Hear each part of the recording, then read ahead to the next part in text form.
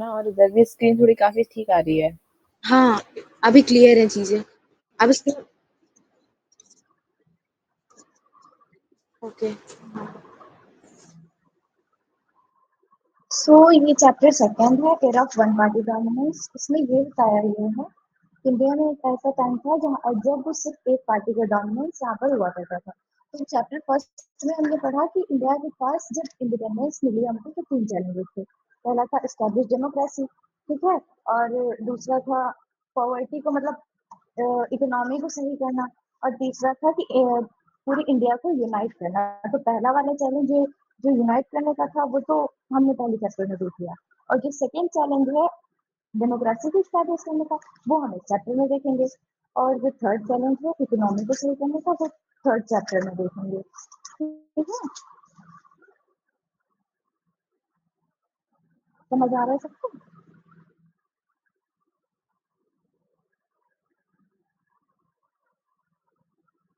Hello. हाँ Riddhima. Okay okay okay. तो यहाँ पे बताया गया है जो दूसरे देश यानी कि मतलब जहाँ वर्ल्ड का सिनेरियो पहले देखते हैं, वर्ल्ड में जो दूसरे देशों को इंडिपेंडेंस मिली तो वहाँ पे सबसे मेन था कि हमें अपने नेशनल यूनिटी पे ध्यान देना, मतलब देश को यूनाइट करके रखना है। और डेमोक्रेसी में ये बोला गया है कि पीपल को इतनी सारी पावर दे दी जाएगी जिसमें मतलब पीपल्स को इतनी सारी पावर मिल जाती है। तो उन्होंने उनको लगा कि जब अगर हम लोग डेमोक्रेसी लगा देंगे अपनी कंट्री में और लोगों को इतनी ज़्यादा पावर दे देंगे तो हमारी नेशनल यूनिटी हार्म हो सकती है। लेकिन यही अगर इंडिया के कंटेक्स्ट में देखा जाए तो इंडिया में हमारा जो फ्रीडम स्ट्रगल था उसको वही मतलब डीपली कमिटेड था कि हमें डेमोक्रेसी ही अपने देश में लगानी है और दूसरा कोई ऑप्शन की तरफ नहीं जाना है। और हमारे यहाँ के जो लीडर्स थे वो ये नहीं सोचते थे कि डेमोक्रेसी लगाने से हमारे यहाँ कन्फ्लिक्ट वगैरह हो सकते हैं, नेशनल यूनिटी का हार्म हो सकता है। वो उनको लगता था democracy way of solving problem है हमारे कंट्री के लिए, तो अब डेमोक्रेसी लगाई कैसे जाएगी? तो डेमोक्रेसी लगाने के लिए सबसे पहले हमें इलेक्शंस कंडक्ट करवाने होंगे। मतलब लोगों से पूछा तो जाएगा कि वो अपने लीडर किसे चुनना चाहते हैं। तो कॉन्स्टिट्यूशन जब अडॉप्ट किया मतलब कॉन्स्टिट्यूशन अडॉप्ट किया गया 26 जनवरी 1950, और उसके बाद इलेक्शन कमीशन सेटअप हुआ जनवरी 1950। जो फर्स्ट चीफ इलेक्शन कमिश्नर थे वो सुकुमार सिंह को बनाया गया, ठीक है? लेकिन फर्स्ट इलेक्शन जो थे वो बहुत ही आराम से नहीं हुए। फर्स्ट इलेक्शन थी तो बहुत ज्यादा प्रॉब्लम आई, जैसे कि कॉन्स्टिट्यूएंसी को ड्रॉ करना मतलब डिवीजन करना कि कितनी जगह के लोग कहाँ कहाँ वोट करने जाएंगे। दूसरा इलेक्टोरल रोल्स को प्रिपेयर करना कि मतलब वो लिस्ट प्रिपेयर करना जिसमें लिखा होता है कि कितने लोग एलिजिबल टू वोट है, मतलब 18 अबव है तो वो एलिजिबल टू वोट माने जाते हैं। तो अब ये डिसाइड करना था, मतलब इसके लिए इलेक्टोरल रोल प्रिपेयर करना था कि कितने लोग हैं एटलीस्ट प्लस इंडिया में जो वोट दे सकते हैं। कितने मिले? 17 करोड़ लोग मिले, ठीक है? उसमें से प्रॉब्लम ये थी कि सिर्फ 15% लोग जो थे वो पढ़े लिखे थे, मतलब लिटरेट थे, ठीक है? तो उनको 3200 एमएलए यानी कि स्टेट लेजिस्लेटिव असेंबली में जो मेंबर्स होते हैं और 489 लोकसभा मेंबर्स को इलेक्ट करना था। तो ये तो हो गया। अब उसके बाद एक और मेजर प्रॉब्लम आई। जब फर्स्ट इलेक्टोरल रोल सबमिट हुआ तो उसमें 40 लाख जो वुमेन थी उनके नाम ही गलत रिकॉर्ड थे, मतलब वाइफ ऑफ डॉटर ऑफ करके, जैसे कोई किसी का नाम ले लिया राम है तो wife of Ram, daughter of Ram, और उनका रियल नेम नहीं लिखा गया। तो ये भी बहुत बड़ी प्रॉब्लम है। उसके बाद एक और ये था कि ना इंडिया में जो इलेक्शन हो रहे थे ऐसे इलेक्शन अभी पूरे वर्ल्ड में हुए नहीं थे, मतलब इस स्केल पे। अब पहले ये माना जाता था कि जो डेमोक्रेसी है उससे सिर्फ रिच और प्रॉस्पेरस जगह अफोर्ड किया जा सकता है। तो ये जब इलेक्शंस अपने यहाँ हो रहे थे तो एक इंडियन एडिटर था जिसने बोला कि ये बिगेस्ट गैम्बल इन हिस्ट्री है, ये मतलब ये इतिहास का सबसे बड़ा जुआ है। और काफी लोग थे जो क्रिटिसाइज कर रहे थे, और एक ऑर्गेनाइजर नाम की मैगजीन थी उसमें ये लिखा गया कि Jawaharlal Nehru universal adult franchise को फेल होते हुए देखेंगे। मतलब इन लोगों को ये लग रहा था कि जो कंट्री इतनी पुअर है, इलिटरेट है, जहाँ किसी को पढ़ना लिखना नहीं आता, इतनी पॉवर्टी है, वहां पे इन्हें डेमोक्रेसी लाने का कैसे सोच सकते हैं? लेकिन हमारे यहाँ फाइनली इलेक्शन को एक्सपेक्ट किया जा रहा था कि 1950 में ही हो जाए, लेकिन ये जो प्रॉब्लम आई थी ना, विमेन्स के नाम भी सही से नहीं रिकॉर्ड किए गए थे, इन सब की वजह से इलेक्शंस हमारे यहाँ हुए अक्टूबर 1951 से फरवरी 1952, लेकिन हम लोग इन्हें बोलते हैं इलेक्शंस और जनरल इलेक्शंस ऑफ 1952, क्योंकि जो मोस्ट ऑफ द जगह लोगों ने वोट डाली वो 1952 में डाली। तो इलेक्शंस में 6 मंथ लगे थे कैंपेनिंग, मतलब हर जगह कैंपेन नहीं होगा इलेक्शन के टाइम पे, पोलिंग और काउंटिंग में। तो ऑन एन एवरेज कंपटीशन बहुत था उस टाइम भी, ऐसा नहीं था कि सिर्फ एक ही पार्टी थी। तो कंपटीशन ये था कि एक पार्टी मतलब एक सीट के लिए 4 कैंडिडेट थे, ठीक है। और जब इलेक्शन हुए तो more than half of the eligible voters, मतलब जो 17 करोड़ वोटर्स थे उसमें हाफ से ज्यादा लोग आए वोट देने के लिए, ठीक है। तो जब इलेक्शंस के रिजल्ट आते हैं तो इतना ज्यादा फैसिनेटिंग नहीं होते हैं कि मतलब ऐसा एक्सपेक्ट ही ना किया जा रहा, सबको लग रहा था कि कांग्रेस जीती थी और एट लास्ट कांग्रेस जीत भी गई। और जो इलेक्शंस के रिजल्ट आए थे वो जो ऑपोजिशन पार्टीज थी उन्होंने भी मान लिया, मतलब एग्री कर लिया, और इलेक्शन सक्सेसफुली हो गए हमारी कंट्री में। तो इनको 1952 का मतलब ये जो इलेक्शंस थे इनको लैंडमार्क कंसीडर किया जाता है हिस्ट्री में, क्योंकि पूरी दुनिया सोच रही थी कि जो इतनी इलिटरेट और पुअर कंट्री है वहां पे इलेक्शंस इतने अच्छे से कैसे कंडक्ट हो पाएंगे, ना ही डेमोक्रेसी अडॉप्ट कर पाएंगे ये लोग। लेकिन फिर ये हो गया था हमारे यहाँ, तभी लैंडमार्क कंसीडर किया जाता है इनको, ठीक है। अब आते हैं Congress dominance in the first general elections. Oh sorry, हम स्क्रीन चलाना ही भूल गए थे। देख एनसीईआरटी खोल लेना सब लोग, हम उसी से देख रहे हैं।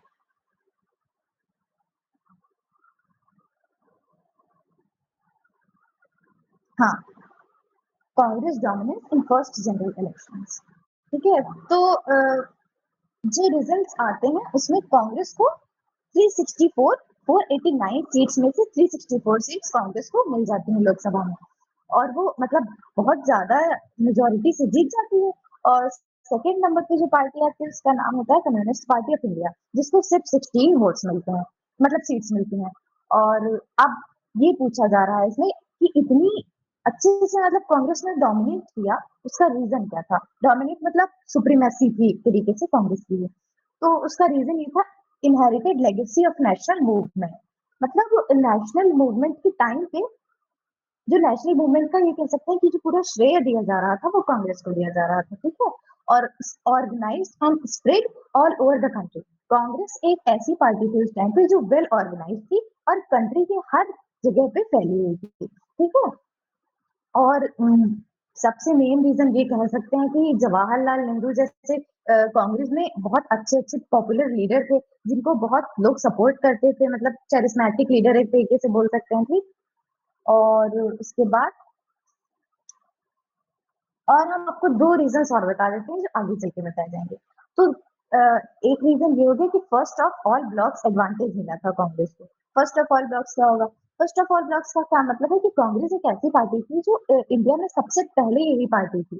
मतलब कहते नहीं कि जो सबसे पुराना या फिर जो सबसे पहली थी उसका उसकी बात अलग है। तो इस वजह से और कांग्रेस और इंक्लूसिव थी। मतलब वो हर तरीके के लोग, हर तरीके की आइडियोलॉजी को खुद में अब्सॉर्ब करने का अ, मतलब अब्सॉर्ब करने में सफिशिएंट थी, यानी कि मतलब कर लेती थी अब्सॉर्ब खुद में, तो समझ लो तुम लोग, ठीक है। और जब हमारे यहाँ लोकसभा के इलेक्शन हुए उसी टाइम पे स्टेट में भी इलेक्शन हुए, तो स्टेट में मेजोरिटी ऑफ जगह तो कांग्रेस जीत गई, मतलब काफी सारी जगह जीती थी। लेकिन 3 ऐसी जगह थी जहाँ पे कांग्रेस नहीं जीती थी, एक था त्रावणकोर कोचीन, दूसरा मद्रास, तीसरा उड़ीसा। तो फर्स्ट जनरल इलेक्शंस के बाद प्राइम मिनिस्टर जो बनाया गया वो जवाहरलाल नेहरू को बनाया गया। भले ही 3 जगह पे कांग्रेस नहीं जीती लेकिन बाकी जगह तो कांग्रेस की मेजोरिटी आई थी ना। तो कांग्रेस की पार्टी के जो जवाहरलाल नेहरू थे उनको पहला प्राइम मिनिस्टर इंडिया का बनाया गया।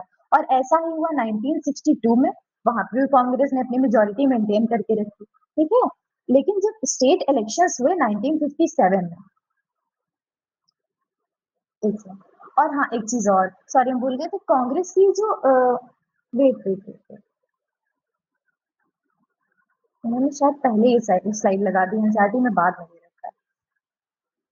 जो कांग्रेस की विक्ट्री थी वो मतलब एक हमने पढ़ा नहीं था क्लास 11 में एफपीटीपी सिस्टम, पीआर सिस्टम। तो एफपीटीपी सिस्टम हमारे देश में चलता है, उसकी वजह से कांग्रेस की जो वोट्स थी मतलब मतलब सीट्स ज़्यादा होती थी, वोट ज़्यादा होती थी, हमको भूल गए। लेकिन मतलब ये मान लो तुम लोग कि उसकी वजह से कांग्रेस की विक्ट्री इनहैंस हो जाती थी हर बार। लेकिन कांग्रेस केरला में 1957 में नहीं जीती, वहां पे जो सीपीआई का कॉलिशन था उसने गवर्नमेंट बना ली थी। ठीक है, एनसीईआरटी खोल के रखना, उसमें है नहीं जी। ठीक है, तो उसके बाद केरला में क्या हुआ, कम्युनिस्ट पार्टी को 126 आउट ऑफ 60 सीट मिली। ठीक है, मतलब 126 में से 60 सीट मिली वहां पे। तो ईएमएस नंबूरी पर जो थे, नंबूदरी पद, सॉरी, इनको बुलाया गया कि मिनिस्ट्री फॉर्म करे आकर। ठीक है, उसके बाद मतलब कांग्रेस वहां पे नहीं जीती, सीपीआई जीत गई, ये मान लो। और फिर 1959 में कांग्रेस ने वहां की जो गवर्नमेंट थी, स्टेट गवर्नमेंट, उसको डिसमिस कर दिया अंडर आर्टिकल 356, जिसके अंदर ये लिखा है, मतलब स्टेट इमरजेंसी जिसकी तहत लगाई जाती है। ठीक है, तो जिसको first instance of the misuse of constitutional emergency power कहा गया। मतलब ये पहली बार ऐसा था कि कॉन्स्टिट्यूशन में जो इमरजेंसी पावर दे रखी है, उनका किसी ने मिसयूज किया था। भाई ऐसे कैसे तुम हटा दोगे किसी भी स्टेट की गवर्नमेंट को, जबकि वहां पे कुछ ऐसा हो भी नहीं रहा था कि हटाया जा सके। ठीक है, अब आते हैं नेक्स्ट पेज का। समझ में आ गया सबको? बोल के बता दो क्योंकि मुझे दिख नहीं रहा। हेलो,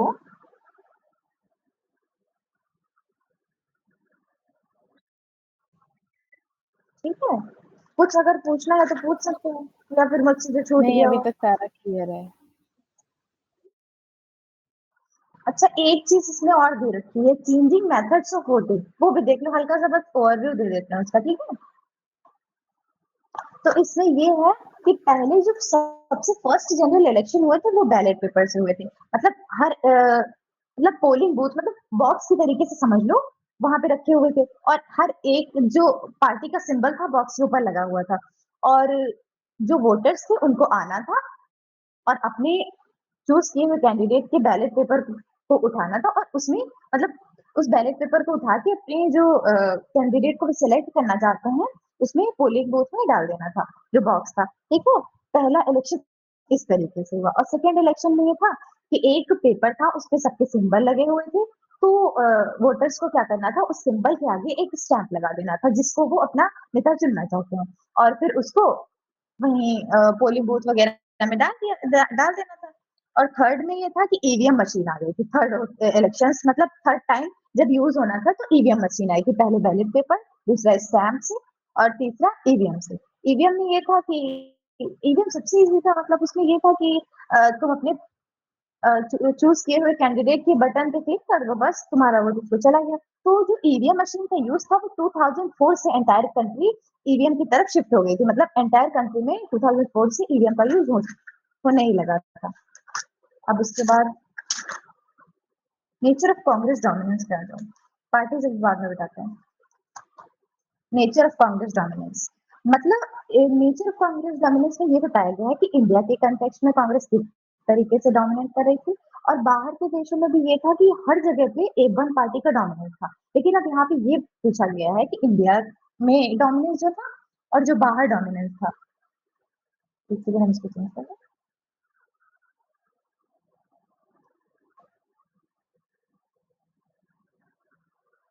हाँ, तो मतलब इसमें ये पूछा गया है कि मतलब बताया गया कि इंडिया में जो कांग्रेस का डोमिनेंस था वो दुनिया की बाकी वन पार्टी डोमिनेंस से कैसे अलग था।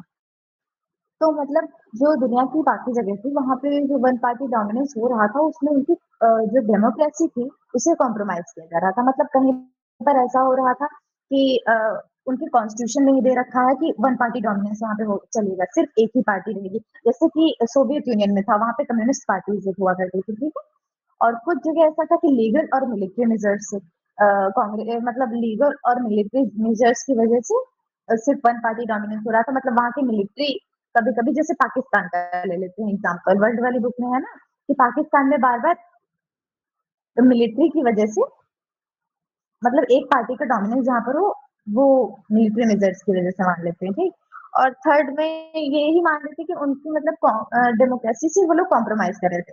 लेकिन इंडिया के कंटेक्स्ट में नहीं था, इंडिया के कंटेक्स्ट में कोई डेमोक्रेसी से कॉम्प्रोमाइज नहीं किया जा रहा था, फ्री एंड फेयर इलेक्शन हो रहे थे, वोटर्स अपने मन से चूज कर रहे थे कांग्रेस को। और इसमें भी वही बताया गया है कि कांग्रेस की मतलब मेन यहाँ पे ही दिया गया है, वहां पे तो बस लिख दिया गया था कांग्रेस डोमिनेंस वाला। इसमें ही मेन दिया गया है कि कांग्रेस क्यों डोमिनेट कर रही थी उस टाइम पे, ठीक। हम्म, एक सेकंड। कांग्रेस का जो डोमिनेंस था इंडिया में, वो एक जगह से बहुत सिमिलर था, अफ्रीकन नेशनल कांग्रेस। वहां पे भी ऐसा ही था, अफ्रीका में अपार्थाइड की लड़ाई के बाद जब वहां पे अफ्रीकन नेशनल कांग्रेस पावर में आई, तो वो भी इस तरीके के डोमिनेंस में चल रही थी, वहां भी इसी तरीके का डोमिनेंस हो रहा था। ठीक है, अब चलिए ये दोबारा से बता देते हैं अगर है इसमें तो। कांग्रेस डोमिनेट क्यों कर रही थी? Because Congress was seen as the inheritor of the national movement. मतलब कांग्रेस को ऐसे ही देखा जा रखा था, को पूरा श्रेय दिया जा रहा था कि फ्रीडम स्ट्रगल में जो उसने फाइट किया था, उसका पूरा श्रेय कांग्रेस। काफी लीडर्स थे कांग्रेस के, जो अब कांग्रेस की पार्टी में इलेक्शंस में पार्ट ले रहे थे। वो तब फ्रीडम स्ट्रगल के टाइम पे स्वतंत्रता सेनानी मान सकते हैं, स्वतंत्रता सेनानी हुआ करते थे। तो मतलब अब लोगों को ये लग रहा था ना, इन्होंने हमारी कंट्री के लिए लड़ाई किया है, हमें बचाया है, तो वो सबका एडवांटेज था। और कांग्रेस की पार्टी बहुत वेल ऑर्गेनाइज पार्टी थी। जब तक दूसरी पार्टी जो थी वो अपनी स्ट्रेटेजी को सोचती थी, तब तक कांग्रेस अपना कैंपेन स्टार्ट कर देती थी। अब यहाँ पे देखिए बताया गया कि Congress had first of the blocks advantage. मतलब first of the blocks advantage में ये है कि ये सबसे पहली पार्टी थी, मतलब इंडिया की सबसे पहली पार्टी थी, कितनी पुरानी पार्टी थी, तो उसका एडवांटेज मिला इसको। By the time of independence the party had spread across the left and right of the country. मतलब जो कांग्रेस पार्टी थी, उसका ऑर्गेनाइजेशनल नेटवर्क धीरे धीरे करके लोकल लेवल तक भी था। मतलब लोकल लेवल ये क्या कह सकते, कंट्री साइड सिर्फ ये नहीं था कि बहुत बड़े बड़े शहर के रिच लोगों को ही सिर्फ इसमें थे, इसमें लोकल लेवल के लोग भी थे, ठीक। और नेचर वाज ऑल इंक्लूसिव, मतलब हर तरीके की आइडियोलॉजी हो, हर तरीके के लोग हों, सबको वो खुद में एब्जॉर्ब करने का क्षमता रखती थी। ठीक है, अब आते हैं Congress is a social and ideological college. ठीक है, हाँ तो सब लोग होना भी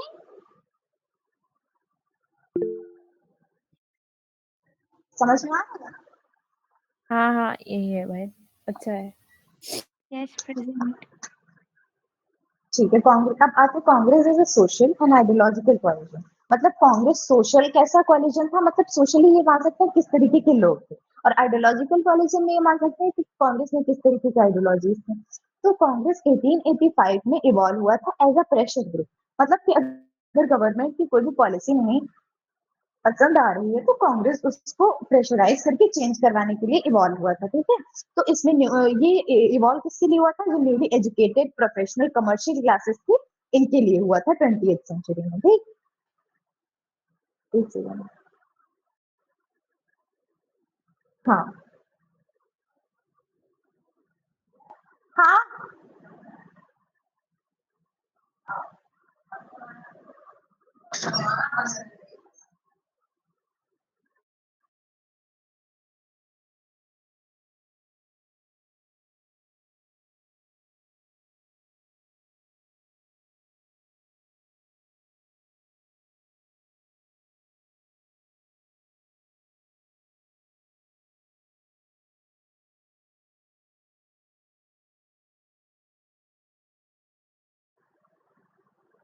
हेलो,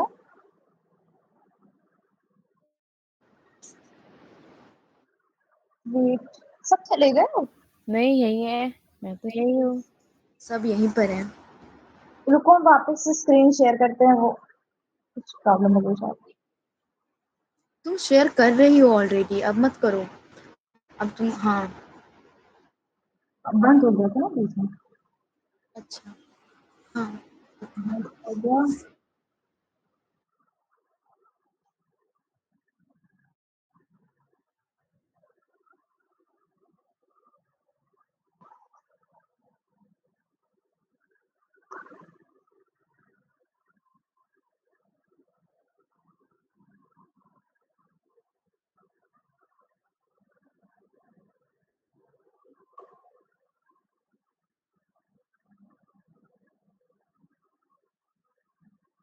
हाँ, इस पे तो कांग्रेस है social and ideological collision.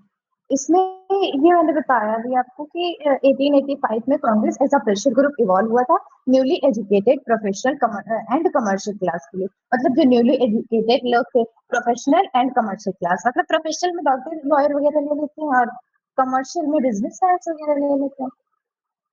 Potential transformation। मतलब और कांग्रेस बिगेनिस्ट धीरे धीरे कांग्रेस जो था वो डोमिनेट होने लगा जो English speaking upper class upper middle class थे। मतलब ये जो लोग थे ये कांग्रेस को डोमिनेट कर रहे थे शुरुआत में। बट जो हर सिविल डिसोबीडियंस मूवमेंट होता था कांग्रेस का, उसके साथ साथ कांग्रेस अपना सोशल बेस वाइडन कर रही थी। मतलब हर एक कैटेगरी के लोगों को अपने में इवॉल्व कर रही थी, जैसे कि पीजेंट ले लो, इंडस्ट्रियलिस्ट ले लो, urban dwellers, villagers, workers, owners, middle class, lower upper class, ऐसे और सब कास्ट के लोगों को, सारे कास्ट के लोगों को अपने में एब्जॉर्ब कर रही थी। ठीक है, और सिर्फ ये हो गया, यहाँ तक हम लोगों ने पढ़ लिया कांग्रेस का सोशल कोलिजन कैसा था। अब आते हैं आइडियोलॉजिकल कोलिजन में। कांग्रेस के अंदर बहुत सी मतलब ग्रुप्स मर्ज थे अपनी अपनी आइडेंटिटी के साथ। उसमें ये था कि कांग्रेस के अंदर रेवोल्यूशनरी भी मिल जाते थे, पैसिफिस्ट जो एक दूसरे से बिल्कुल अपोजिट होते हैं, conservative and radical, extremist, moderate, right and left, मतलब हर तरीके के लोग कांग्रेस में मिल जाते थे। तो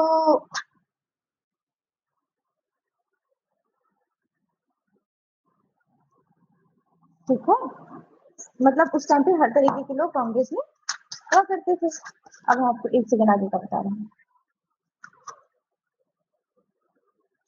तो कांग्रेस मतलब उस टाइम पे कांग्रेस ना रेनबो लाइक स्ट्रक्चर बन गया था कांग्रेस का। रेनबो लाइक स्ट्रक्चर मतलब उसमें हर तरीके के लोग, जैसे पीजेंट हो गए, इंडस्ट्रियलिस्ट हो गए, रिच हो गए, पुअर हो गए, रेवोल्यूशनरी, पैसिफिस्ट, कंजर्वेटिव, रेडिकल, हर तरीके के लोग उसमें थे। ठीक है,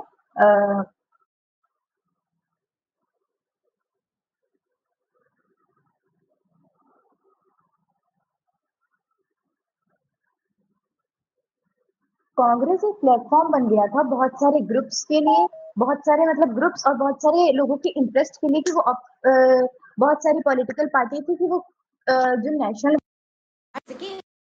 थ्रू ही लेती थी। मतलब कोई भी लोग हो वो कांग्रेस में आकर मर्ज हो जाते थे।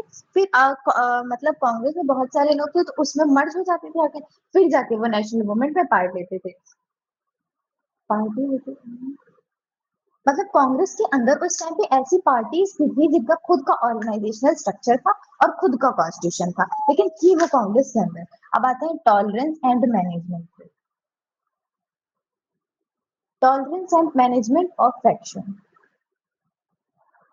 कॉलिजन लाइक, तो जो ये कॉलिजन लाइक कैरेक्टर था कांग्रेस का, इसकी वजह से इसकी स्ट्रेंथ कम नहीं होती थी और ज्यादा बढ़ जाती थी। मतलब कांग्रेस में एक पहली चीज ये थी कॉम्प्रोमाइज एंड इंक्लूसिवनेस था उसमें, जो कि एक किसी भी कॉलिजन का हॉलमार्क होता है। कॉम्प्रोमाइज एंड इंक्लूसिवनेस सब समझते हैं। कॉम्प्रोमाइज का मतलब ये है कि समझौता, कभी तुमने मेरी आइडियोलॉजी मान ली, कभी मैंने तुम्हारी आइडियोलॉजी थोड़ा बहुत मान लिया। ठीक है, और इंक्लूसिवनेस का मतलब कि हर तरीके के लोग उसमें आ जाते थे। तो मतलब ऐसा हो गया था कि कुछ भी अगर ऑपोजिशन कहना या करना चाहती थी वो ऑलरेडी कांग्रेस में होता था। मतलब उस आइडियोलॉजी और उस प्रोग्राम टाइप के लोग उसमें पहले से ही होते थे। तो भाई जब कांग्रेस में ऐसे लोग हैं तो कोई बाहर की पार्टी को क्यों नहीं सपोर्ट करेगा। सेकेंडली, तो मतलब इसमें सेकेंडली इसमें ये था कि greater tolerance of internal differences.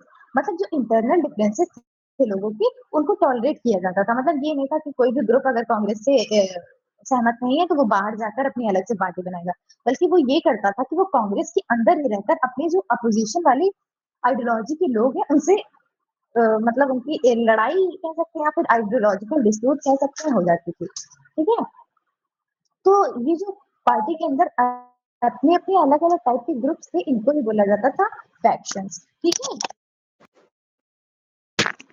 Party के अंदर आइडियोलॉजी के ग्रुप्स थे उन्हें ही बोला जाता था फैक्शंस। अब आते हैं तो कांग्रेस को फर्स्ट जनरल इलेक्शन में जो कांग्रेस थी उसने बोथ रूलिंग पार्टी और अपोजिशन पार्टी की तरफ मतलब एक्ट किया, तो इस वजह से इस टाइम पीरियड को कांग्रेस सिस्टम बोला गया। तो इसमें वो रूलिंग पार्टी और अपोजिशन पार्टी कैसे, रूलिंग पार्टी ऐसे कि कांग्रेस तो सेंटर में थी और अपोजिशन पार्टी ऐसे कि कांग्रेस के अंदर जो फैक्शंस थे वो आपस में ही एक दूसरे के अपोजिशन हुआ करते थे। तो अलग से मतलब तो ये पीरियड में ये बोला गया कि कांग्रेस बोथ रूलिंग पार्टी और अपोजिशन पार्टी दोनों की तरफ से एक्ट कर रही थी। तो इस पीरियड ऑफ टाइम को बोला गया है कि ये कांग्रेस सिस्टम चल रहा था, ठीक है। अब आते हैं जो एनर्जी ऑफ अपोजिशन पार्टी। तो मतलब इसमें हम आपको एक बात मतलब एक शॉर्ट में बता देते हैं हमारे एनर्जी ऑफ अपोजिशन पार्टी में ये कि जो जनरल इलेक्शन 1952 के थे तब से ही कोई सबसे बहुत सारी अपोजिशन पार्टी थी हमारे। ऐसा नहीं कि अपोजिशन पार्टी कभी जल्दी में इवॉल्व हुई है। और ये जो पार्टीज थी ये बहुत इंपॉर्टेंट रोल प्ले करती थी जो इलेक्शंस होते थे, ठीक है। ये क्या क्या करती थी, maintaining democratic character of the system. मतलब ये इंश्योर करती थी कि हर चीज डेमोक्रेटिक वे में हो, ठीक है। और ये these parties of system principle मतलब ये पार्टी जो थी वो कोई भी ऐसी पॉलिसी या प्रैक्टिस जो कांग्रेस करती थी जो उन्हें नहीं पसंद आती थी या फिर उन्हें लगता था कि ये लोगों के लिए अच्छी नहीं है, तो वो उनको क्रिटिसाइज करने में आगे रहती थी, मतलब क्रिटिसाइज करती थी। और तो इस वजह से जब वो क्रिटिसाइज करती थी उनकी मतलब जो पॉलिसीज थी प्रैक्टिसेस थी उन्हें क्रिटिसाइज करती थी। तो मतलब अब ये नहीं हो सकता ना कि लोगों को पता चल जाता था कि हाँ ये चीज गलत है, वो अवेयर करा देती थी लोगों को। तो इस वजह से कांग्रेस अपनी मन मर्जी का तो कुछ नहीं कर सकती थी। तो इस टाइम पे मतलब इन्होंने क्या किया, रूलिंग पार्टी जो थी कांग्रेस उसको अंडर चेक रखा कि मतलब ये कोई गलत मेजर्स ना ले जिनसे हमारे लोगों को कोई प्रॉब्लम है या फिर कंट्री की डेमोक्रेसी में कोई प्रॉब्लम है, ठीक है। और prevented the resentment with the system from turning it an anti democratic. मतलब ये सिस्टम को प्रिवेंट किए हुए थे कि वो एंटी डेमोक्रेटिक ना बने, सिर्फ डेमोक्रेटिक वे से ही सिस्टम चले हमारा, ठीक है। और उसके बाद जब तब जो अपोजिशन लीडर्स होते थे उनकी मन में एक दूसरे के लिए म्यूचुअल रिस्पेक्ट होती थी जो कि अब खत्म होती जा रही है धीरे धीरे, ठीक है। तो मतलब kind of personal relationship with respect for political advisers define. तो मतलब यहाँ पे ये बताया गया है कि जैसे जैसे टाइम बदलता गया और इलेक्शंस मतलब 1952 के हुए तब कोई और बात थी, 1960 सॉरी 1952 के हुए, 57 के हुए, 62 के हुए, तो मतलब अलग अलग बात थी। तो धीरे धीरे क्या हुआ कि जो पर्सनल रिलेशनशिप और एक दूसरे के प्रति रिस्पेक्ट थी वो डिक्लाइन होती चली गई और एक दूसरे के लिए सिर्फ कंपटीशन की नजरों से एक दूसरे को देखना स्टार्ट कर दिया लोगों ने, ठीक है।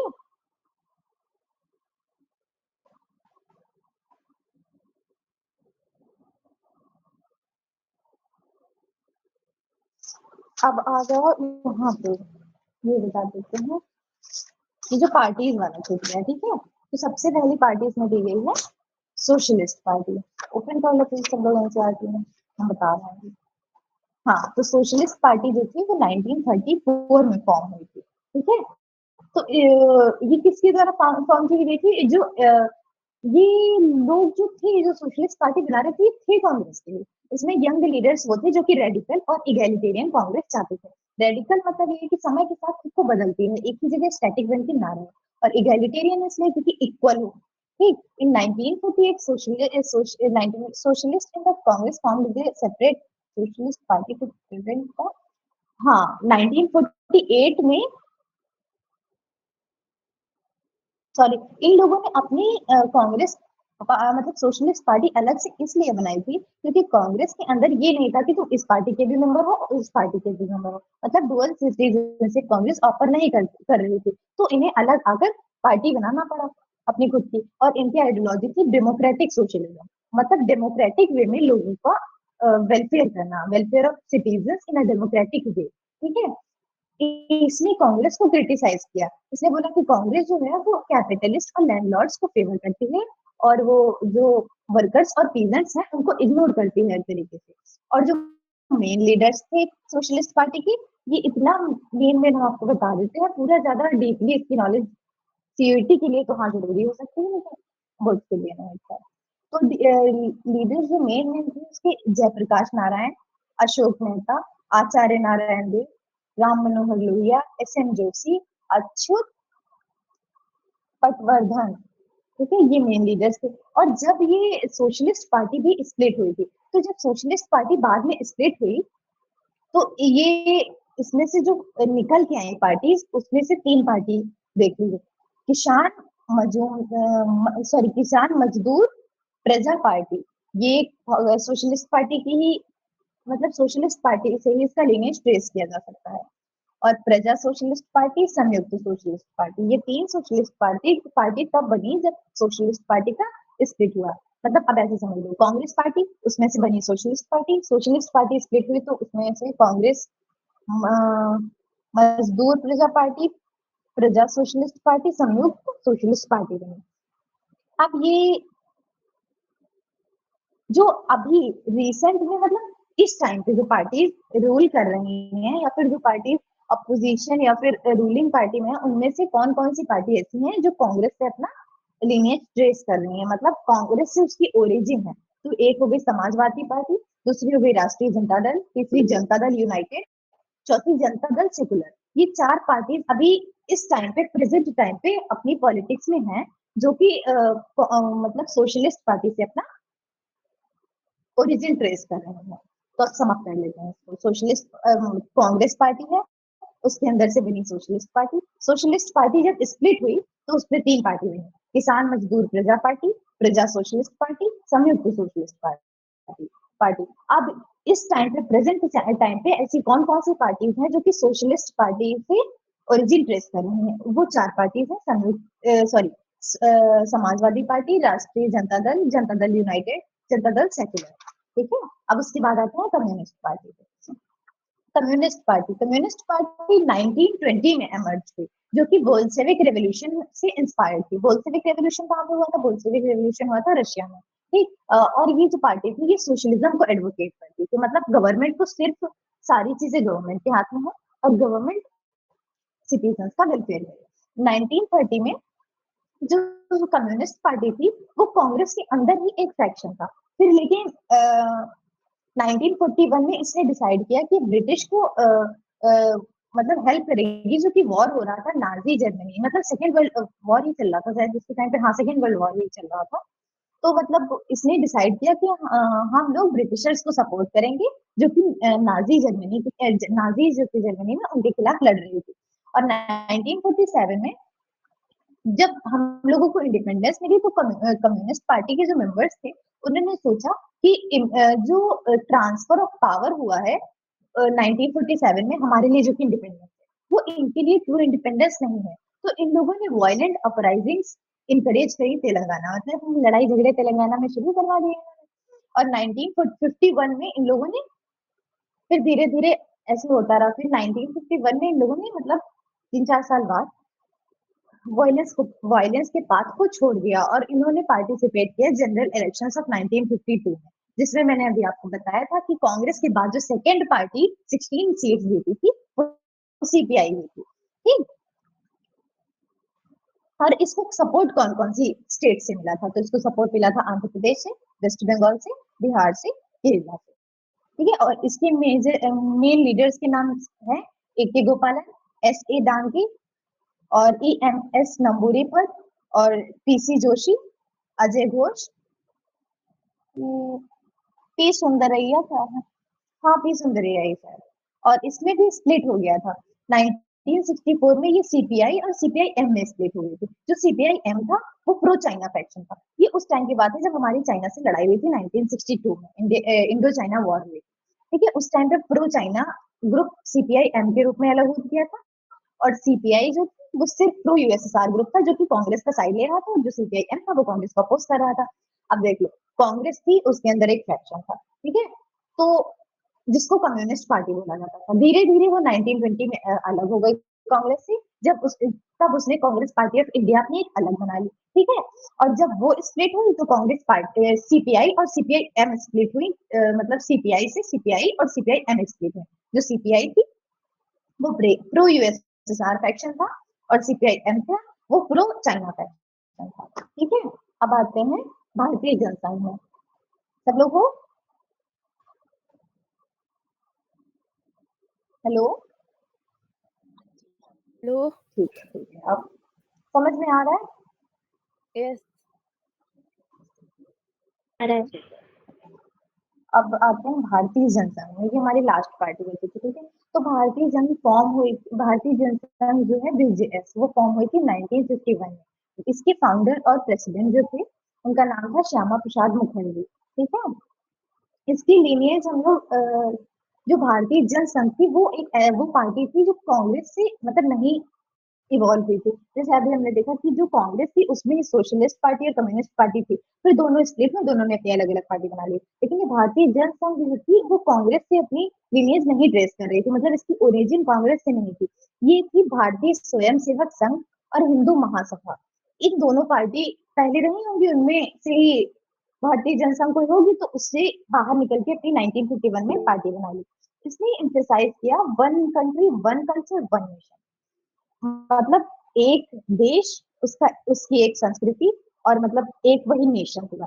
तो इसने ये बोला कि इंडिया जो है वो मॉडर्न और प्रोग्रेसिव बन सकता है अपने ट्रेडिशनल वे में। हम लोग वेस्ट के आइडियाज़ को अपनाएं तभी मॉडर्न और ट्रेडिशनल बन पाए। हम अपने इंडियन ट्रेडिशन के हिसाब से भी मॉडर्न स्ट्रॉन्ग हर तरीके के अच्छे मतलब बन सकते हैं।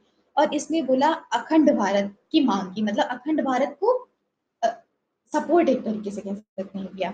तो मतलब अखंड भारत में ये बोला इसने कि इंडिया और पाकिस्तान का रीयूनियन, मतलब हमारा पार्टीशन हो गया था ना, तो इसने बोला कि इंडिया और पाकिस्तान को रीयूनाइट करते हैं। लेकिन वो तो खैर अभी तक नहीं हो पाए।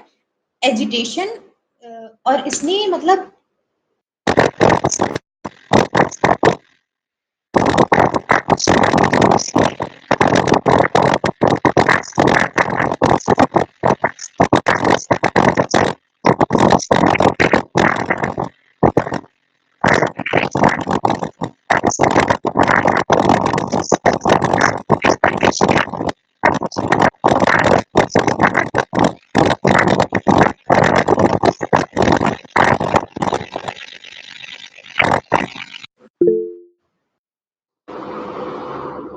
Consistent end of India's development, और इसने इंडिया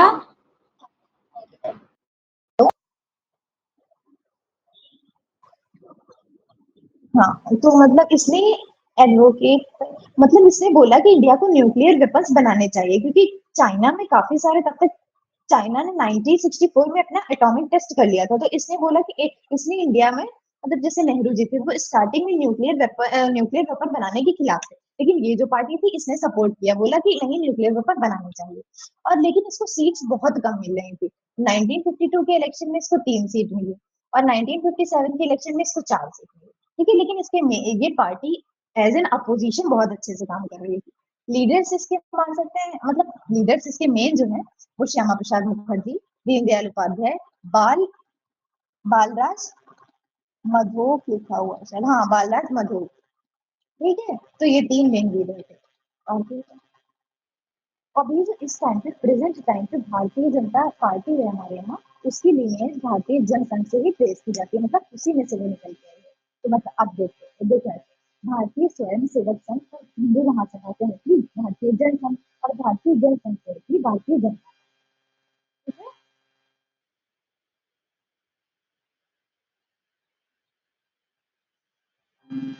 तो 10 चैप्टर और कुछ बचा है तो बता दो, मैं बता दूँ।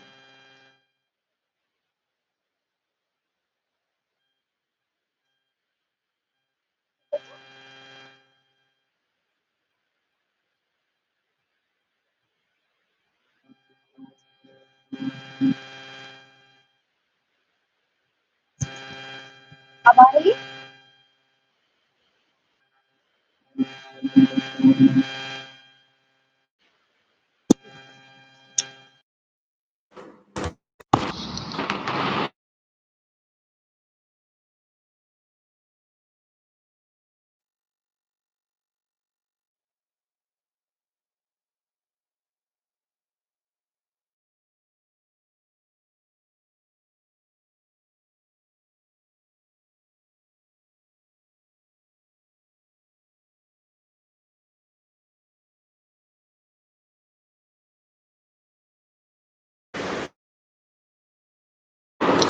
मीटिंग पता नहीं पता कैसे लीव हो गई थी। अब आ रही आवाज?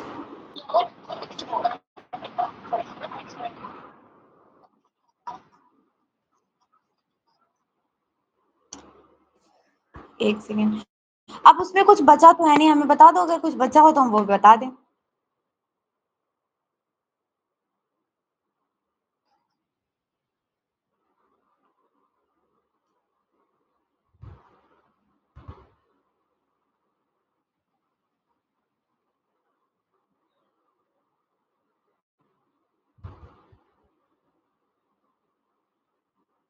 कोई डाउट नहीं है,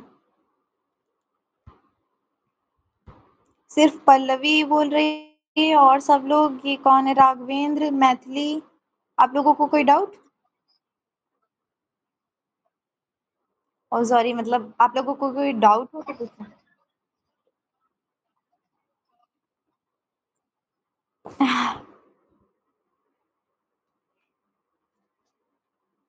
कोई डाउट नहीं है।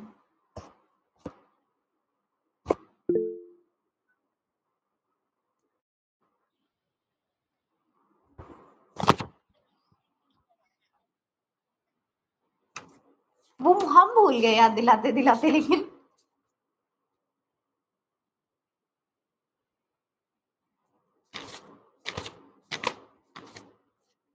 मैंने पूरा पढ़ा दिया। मुझे लग रहा था मतलब 1 घंटा और 30 मिनट तक तो लग ही जाएंगे, जल्दी हो गया थोड़ा।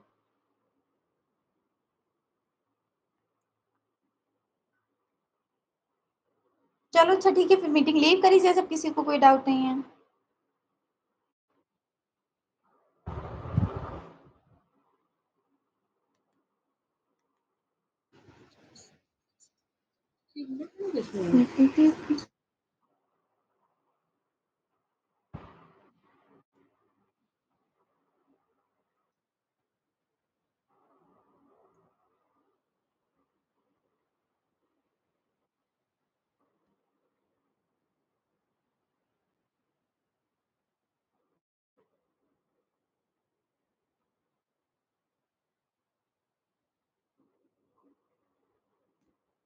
किसी को डाउट हो तो पूछ लो।